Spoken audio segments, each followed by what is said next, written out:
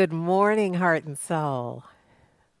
I want to start with just a quick shout out of gratitude to Sonia Russell, who um, delivered our 2021 Mother's Day message.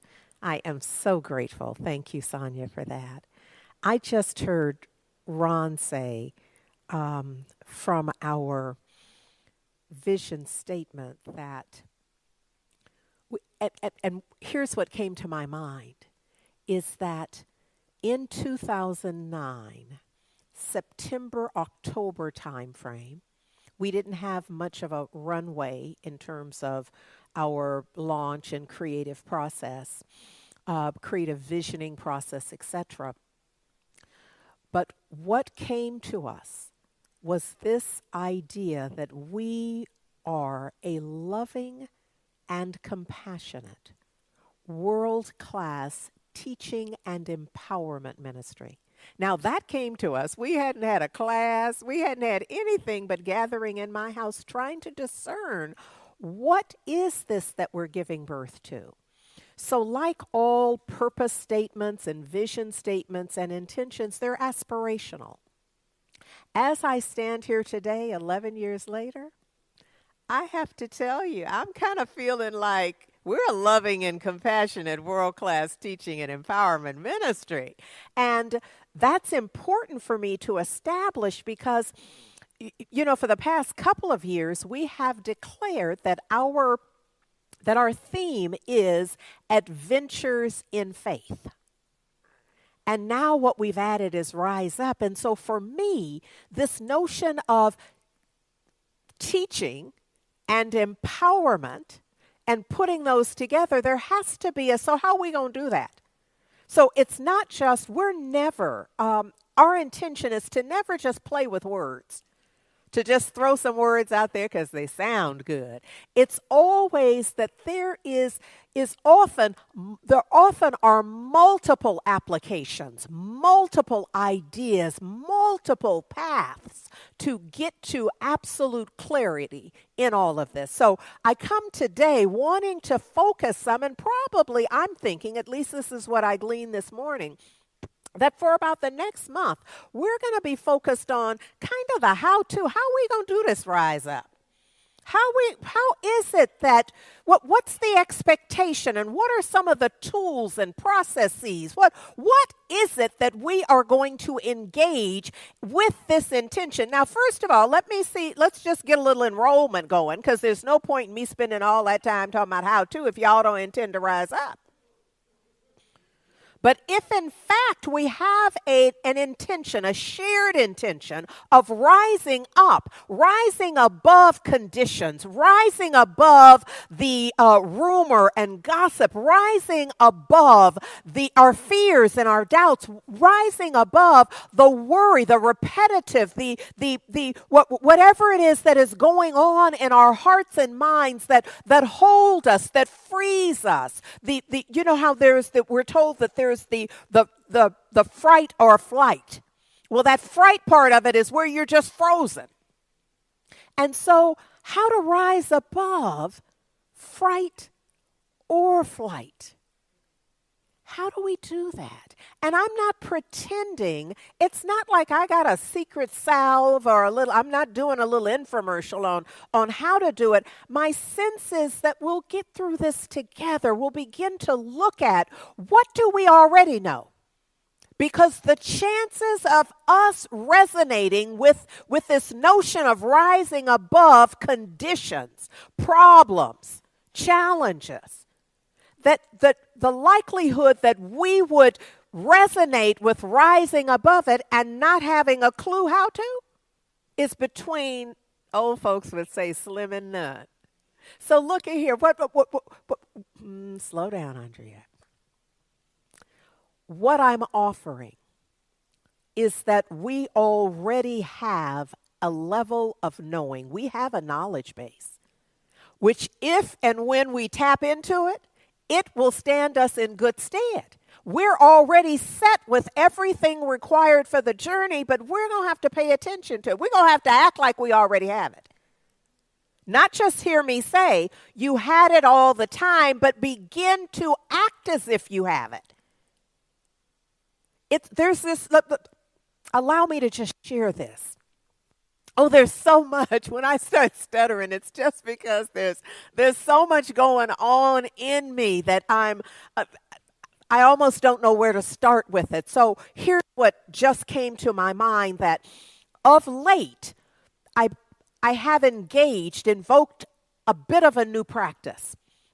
So when I misplace things, and apparently I've been wanting to practice quite a bit, because I have noticed of late, and I'm really, now that I said that aloud, I'm believing it's to give me an opportunity to practice this shift. So when I might have had my notes and papers together, and then when I get ready, then I'm like, where did I put that? I know but what's different for me is, rather than getting out the switch, metaphorically, which is what I used to do, like just give me a good little whipping about not having it right where I need it. Now I simply say to me, and not necessarily these exact words, but the idea is, wait a minute, I know it's here. Let me start with that. And I make sure that I get clear, because I believe I've always thought it has to be here. But then I added something that was the doubt that I had it. Just as if people had come in and collected my Sunday notes. You know, like if people might come in, but they're not going to mess with the notes. The stuff I'm looking for, that wouldn't be. But I would act just as if I did not have access to it. And now I ground myself in the awareness that I have it. It's here. I don't see it right now, but it is here. And I'm going to see it. Because there's no place it can go where I don't see it. So I'm working on me.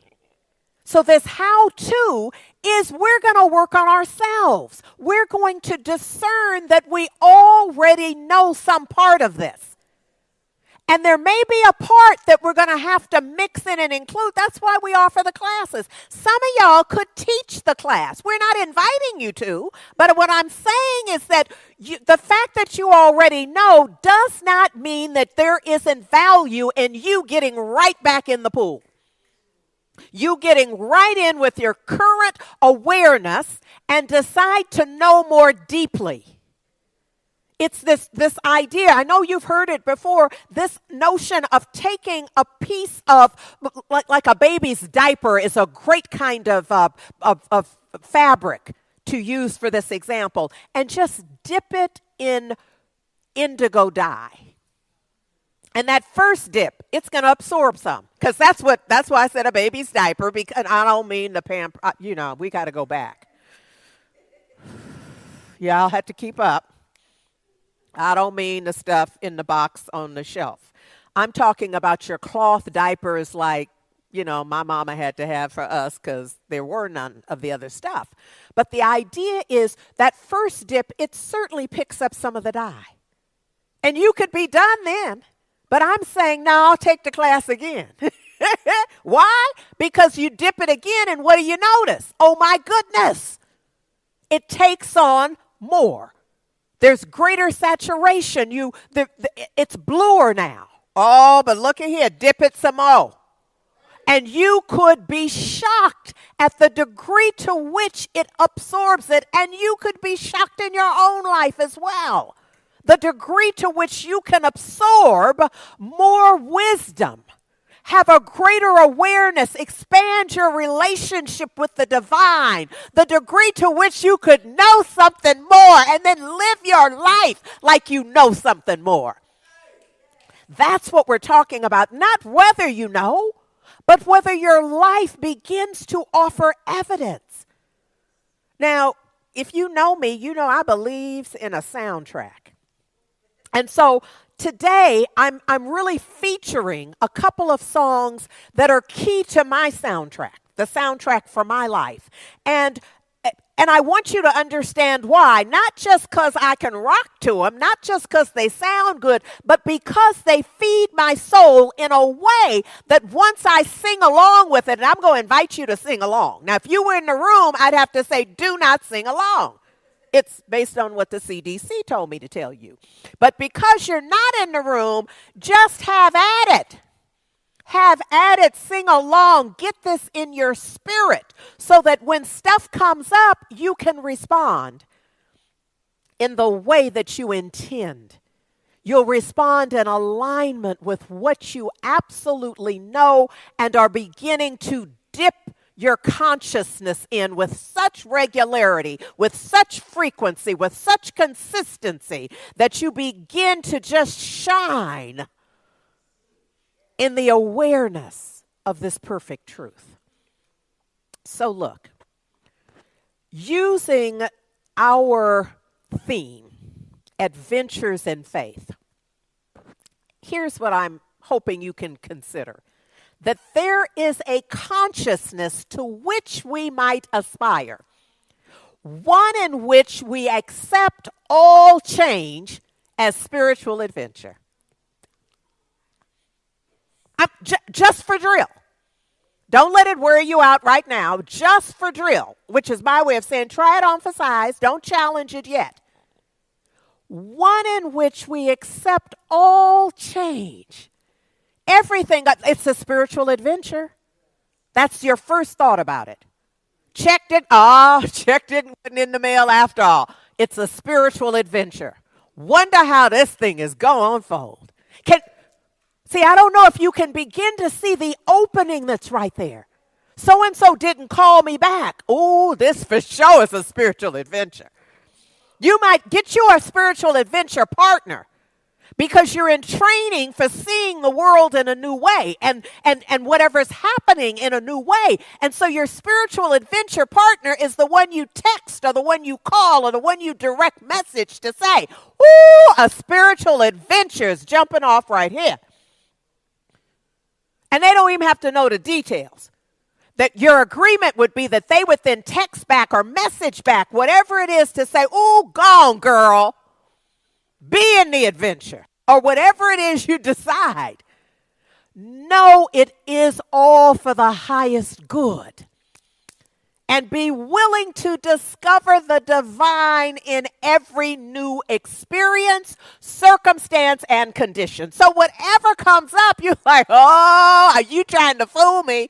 You trying to look like a problem. But I know you. I know exactly what you are. You are a spiritual adventure, and I'm ready for you. I'm all about it. What do I need? Do I need to pack something? Do I need to get something ready? What are we doing? Because this is a spiritual adventure, and I'm all about it. Come on the way out of Rona. Look here. It is done unto us as we believe, y'all. You all know this. And some of us believe we can and have already messed up our own lives, and some of us are sweating because we believe we've messed up somebody else's.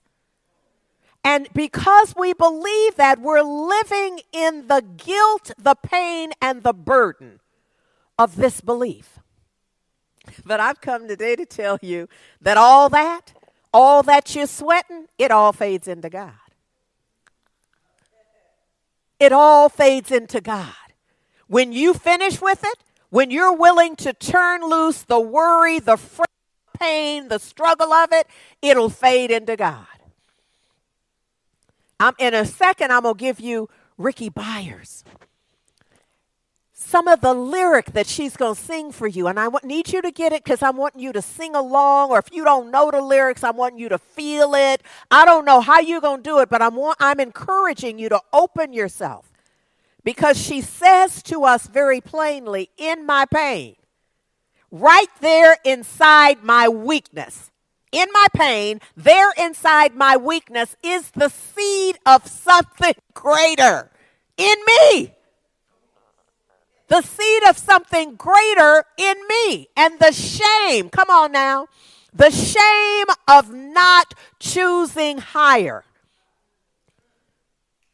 I'm gonna need y'all to respond. I'm gonna need you to raise your hand. I'm gonna need you to put something in the chat. The shame of not choosing higher. The shame of having chosen the lowest common denominator in that situation, in that circumstance. The shame of having not chosen higher. And what all the disappointing moments. All of that, she's going to tell you, all that fades into God. And then she'll remind you that for those of you who are already sweating the mistakes, she's going to tell you that no mistakes have been made in God. No mistakes have been made in God.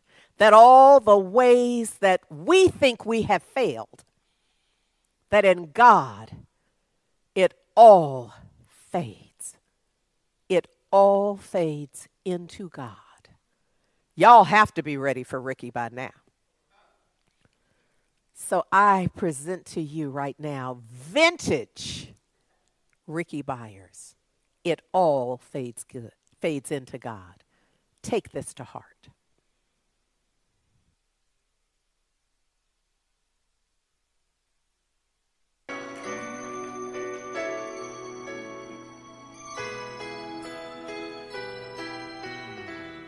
In my pain, there inside my weakness is the seed of something greater in me, and the shame of not choosing higher, and all the disappointing moments fade into God, and no mistakes have been made in God. All the ways that we seem to fail in God all fail.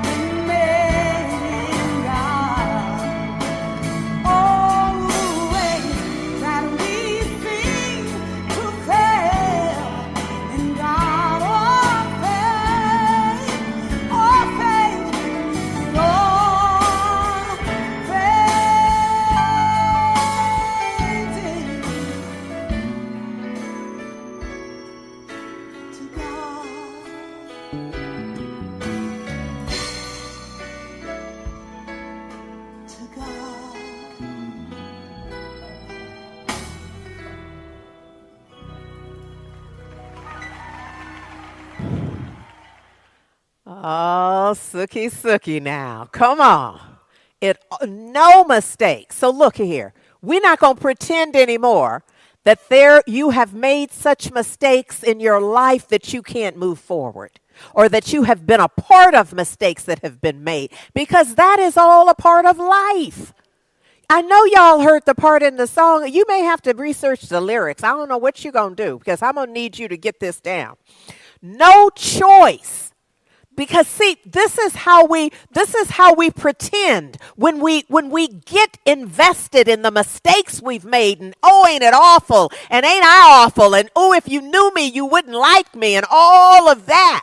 So we begin to believe that we have no choice, that we are prisoners of anguish in a jail, she's saying, so lonely, a jail of what? All is lost. That's why I need, because this is how we lay it out. All in our mind. Nothing has shifted in the world, or the people who love and care about you, or would if you gave them a chance, that none of that has shifted, but in your mind you have created a jail of all is lost. Can't nothing else happen here. And then you wonder why nothing else is happening. She reminds us, though.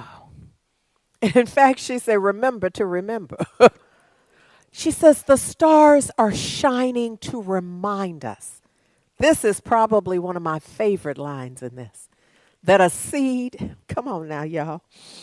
Because you know this, but the key is to remember that you know this. That a seed needs the darkness to change into new life. So that new life you've been praying for, it's going to need some darkness in order to change into the harvest that you are declaring and praying and singing about. So we're no longer cursing the darkness. We're blessing it, because we know all darkness. I got seeds planted. Thank you. You here just in time, because I'm planting the seeds for my new life. Y'all know Ernest Holmes said long ago, and you've gleaned this, when you change your thinking, you change your life. When you going to do that first part? Because the second part is what obsesses us, the change of our life. And the darkness, we feel like, says to us there'll be no change. When the darkness has come to support the change, we can't have the seed. And don't nobody write me about no hydroponics. That's not what I'm talking about. I'm talking about something else here. Do not change your thinking, and you change your life. Ooh, because inside your pain and your weakness is the seed for something greater. Now, James Baldwin, Uncle Jimmy, told us, and I have reminded you of this over and over, and I'm not done yet, that any real change in what we believe, because we're changing our thinking, aren't we? So any real change in what we believe, especially the prayers we have. We've been praying for change very specifically. But that change literally implies the breakup of the world as we have always known it. I know y'all want magic prayers that don't require you to change. Just your world will change. And they would have to be magic prayers, because that's not how life gets to be the way it is. He reminds us that what we have to count on is the loss of all that gave us that past identity. But that's part of what we're trying to change, isn't it? The way we see ourselves, what we say to ourselves, what we believe about ourselves. There's a whole world of people who think highly of us. We need to listen to them and stop arguing with them, arguing for our limitations.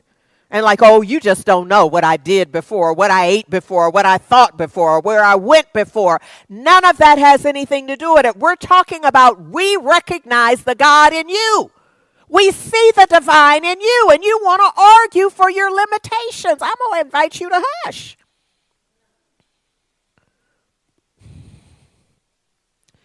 Ernest Holmes says to us that we should never be afraid of change, never fearful of what will come.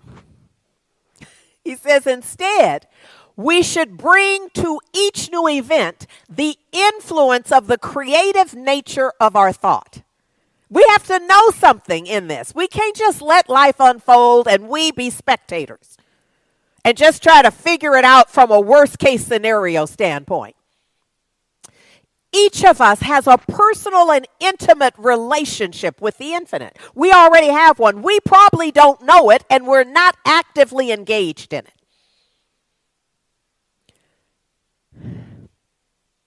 But the idea is that that we can gain, that we can practice, that we can evolve into a sense and awareness of our relationship with the divine, in the divine, and recognize that it is changeless.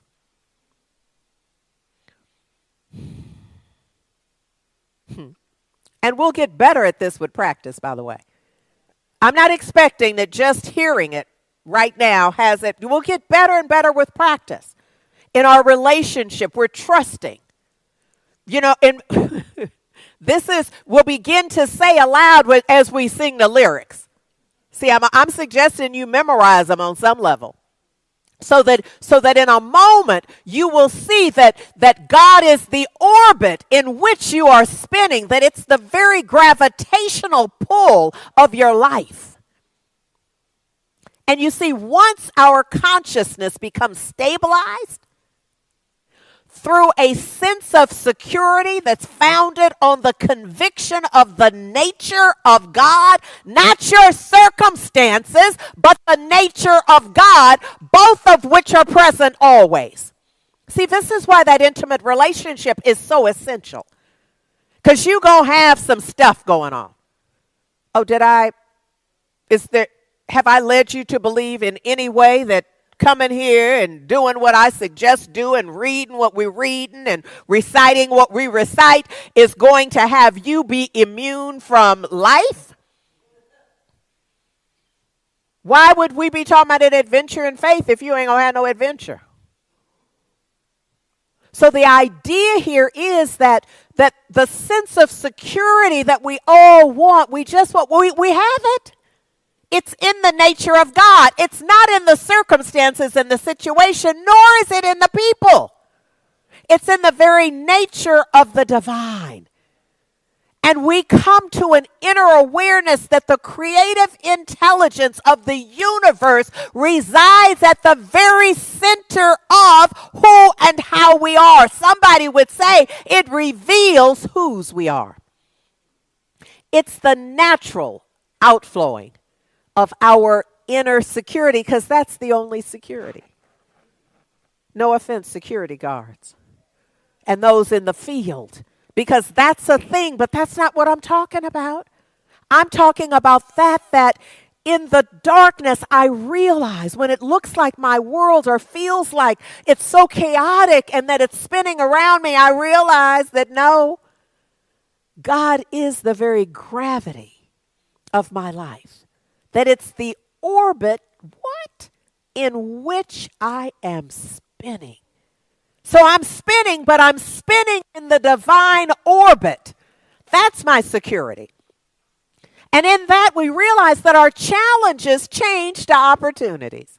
See, it's done unto us as we believe. You can go on with your challenges, or you can see them as opportunities. Your problems, or are they possibilities? And don't talk to me about semantics, because words do matter. They really do. And they matter to you and to your subconscious, by the way. So you can go on and insist, no, Rev, it really is a problem. All right, go on with your problem then. Because as for me and my house, we's going to see it as a possibility.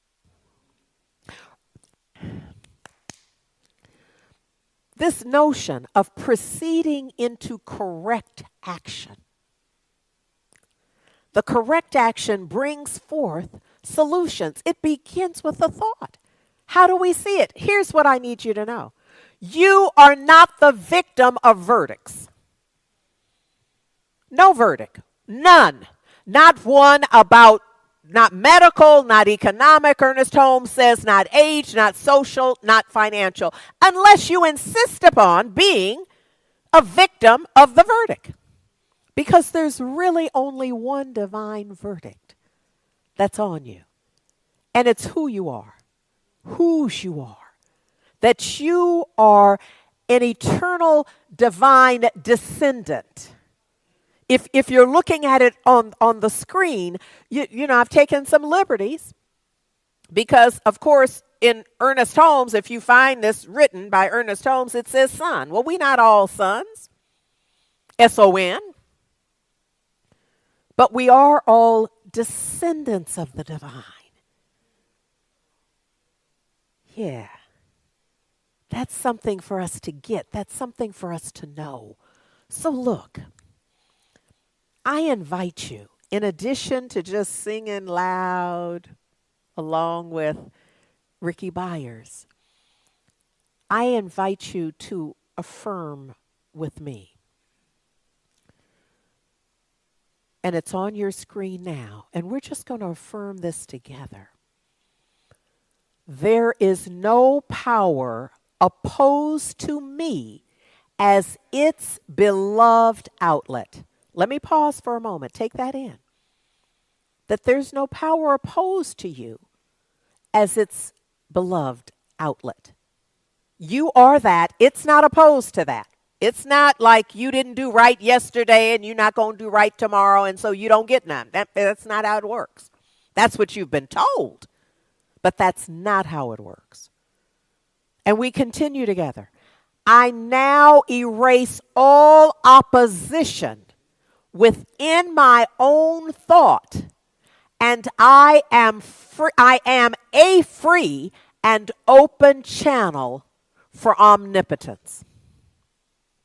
I face all things with faith, cheer, and an expectancy of good. Pause for a moment because I need you to ponder that cheer thing. Some of y'all haven't cheered for a long time. So get in touch with the cheer that is in your spirit. Face all things with faith. It's an adventure with faith. Cheer. Look it up. Look it up so you can get in alignment with it. And an expectancy of good. You get in front of the good. Out looking at the curb. You know how expectancy looks when you really do well with that. You at the curb looking for it. You riding down the way. You going to go meet it. That's this kind of idea. And with cheer. You're not mad because you think it's late. You are like it's coming. It ain't here yet. I don't see it yet, but it's coming. I know it is. And it's all our inner preparation. We're going to continue. I am a spiritual optimist. Say that part again. I am a spiritual optimist, for I know that through God's guidance, everything works together for good. My life is now a victorious one, and problems dissolve as I think and embrace truth. Hold up. Problems dissolve as I do my part. I'm not looking for magic outside of me. Problems dissolve as I think of them as having dissolved. As I think of them as possibilities. As I think of this as an adventure in faith. And as I embrace truth with a capital T. So it's not the truth from the television last night. It's the eternal truth. The truth that reminds you of who you are and whose you are. And we end this by saying today is filled with victory. Know that. If you can't do another part, as you set yourself up for the day, you are declaring, believing. Why? Because it's done unto you as you believe. That today is filled with victory. So look, My intention, I already told you, I'm going to leave that affirmation up for a minute.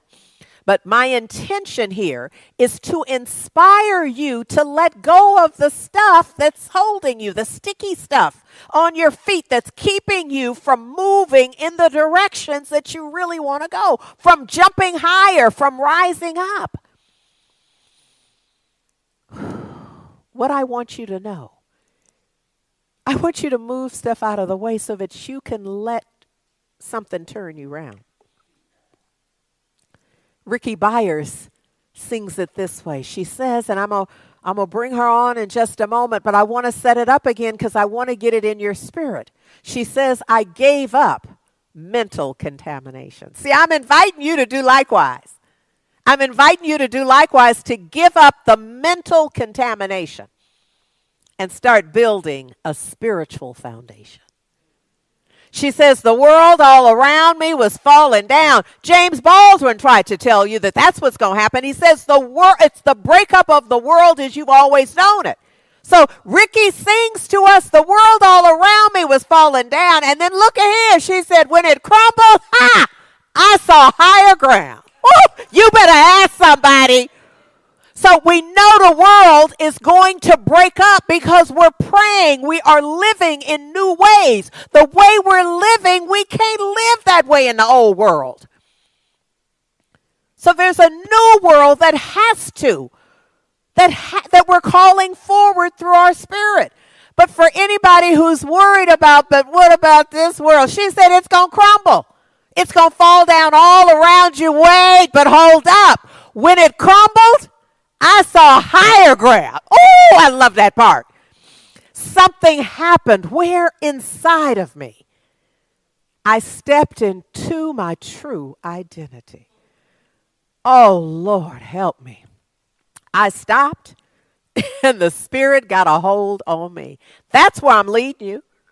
I want you to move yourself around in such a way that Spirit can get a hold on you.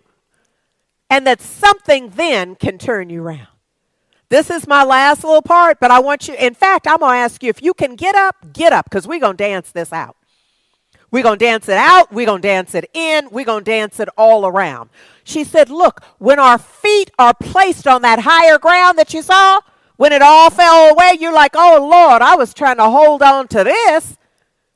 And when it fell away, there was higher ground. So when our feet are placed on higher ground, see, that's the place where we hear the holy sound. That's where we can be more amenable to the divine. We can feel God's presence all around. Dare I tell you that that's where I want us? I want us creating the space. We cannot feel it from the problem, from the consciousness of the problem and the challenge, and ain't it awful? You cannot feel the divine. You can't experience the faith, the cheer, none of it. I'm going to invite you to say with me as we call Ricky forward. Be ready to dance, so I ain't playing with you. Say with me, I let my way be God's way. Come on. I let my way be God's way. And when I did, something turned me around. Come on.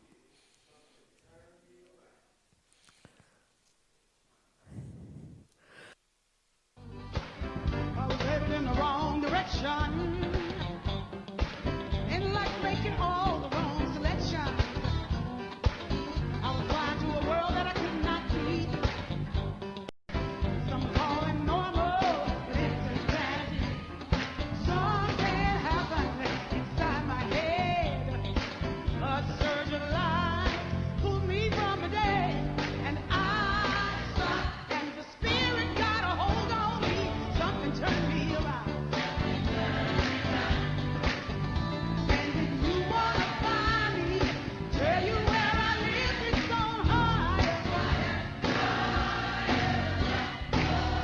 Something turned me around. Oh, but yeah, I tell you there's something. I tell you there's something. Yes, sir. I tell you there's something.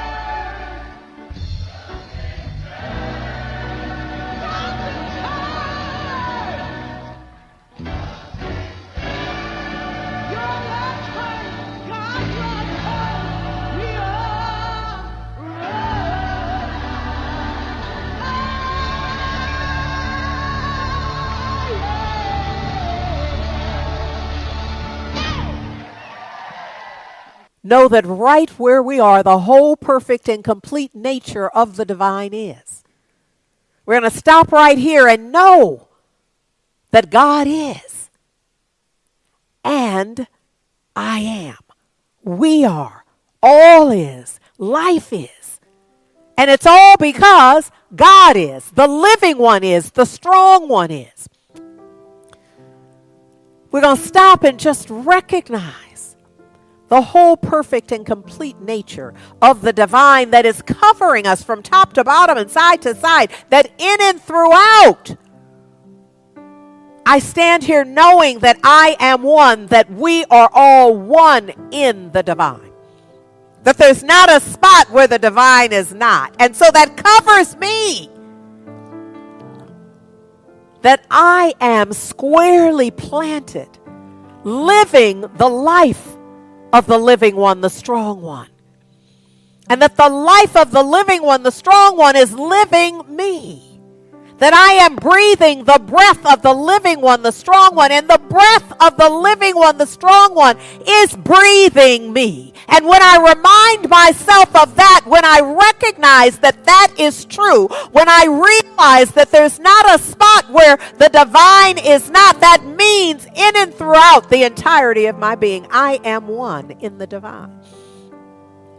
God and I be one. Because there's no way to use a plural verb there. God and I be one. We are one in this. I am one in this. The divine is one. There is no separating out the part of me that is God and the part of me that isn't. It is all. I am. We are. God is. And so I stop, I pause long enough for spirit to get hold of me.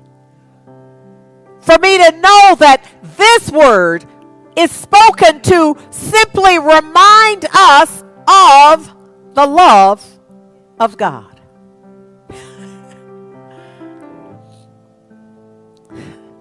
It's not to create a whole new thing. There is no whole new thing. It's to remind us of what already is. That the divine is already laid out. That life is unfolding in absolute perfect order. That right where I am right now, the whole perfect and complete nature of God is. Top to bottom, side to side, in and throughout. It's all done. And so this word is a word of reminder. It's a word that says, remember to remember to remember that it's already done. Wholly complete in the mind of the divine. And what I'm doing now is trying to catch up. What I'm trying to do now is to tap in, to be aware that it's already done. To remember that I had it all the time. To remember that I'm not a victim of any verdict, of any prognosis, of any diagnosis. That I'm not at the effect of anyone's opinion unless I'm choosing to be.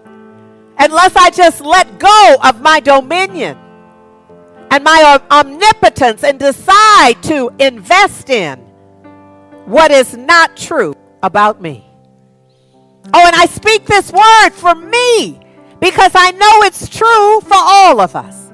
That right where we are right now is sufficient.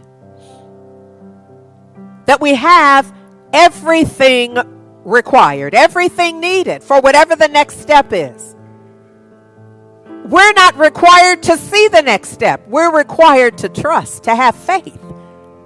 To know that this is an adventure in faith and to get ready for the adventure. To be ready for the adventure, to know that everything, absolutely everything, is unfolding for my highest and best. Oh, I just give thanks.